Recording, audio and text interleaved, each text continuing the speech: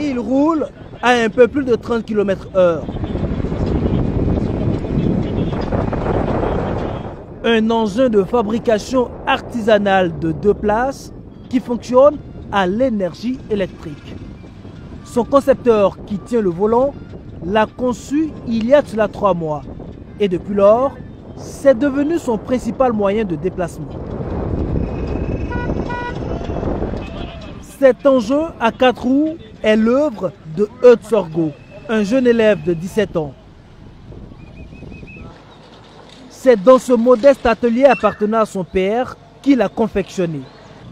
Les moyens sont rudimentaires, mais l'ingéniosité est de mise. Ce véhicule intègre quelques dispositifs d'une voiture ordinaire. Accélérateur, frein, klaxon, clignotant, phare, pneus secours. Et il y a même la possibilité de jouer de la musique. Cette trouvaille est l'expression d'une passion pour la technologie depuis l'enfance. Quand j'étais petit, je faisais des petits véhicules électriques qui commandaient avec la commande. Mais c'était petit pour les petits enfants, là, comme un jeu, quoi. Puis au fur et à mesure, je faisais mes recherches. Et je me suis dit que je vais essayer de conceptionner une voiture électrique qui peut prendre 2 personnes, 2 places.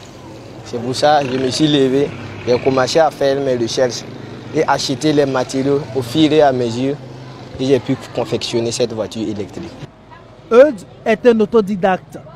Il se forme notamment sur Internet et n'hésite pas à participer aux événements de promotion de la tech. En témoigne cette attestation reçue en mai dernier à la foire internationale des petits génies du Faso. Son père, qui l'a vu débuter, n'est pas du tout surpris par ses réalisations. Il a commencé avec son petit vélo pour aller à l'école. Voilà, transformer ça en vélo électrique qui partait déjà à l'école. Donc aujourd'hui, bon, si je vois ça, ça ne m'a pas surpris. Il a commencé tout devant moi. Donc bon, je l'ai assisté aussi comme je peux. Son engin fonctionne grâce à ces 2 batteries qui ont une autonomie de 50 km selon son concepteur. Son ambition est de les remplacer par des plaques solaires afin d'être totalement autonome en énergie. Il sait que son véhicule n'est pas assez sécurisé pour prendre la route. Et pour cela, il s'engage à le parfaire.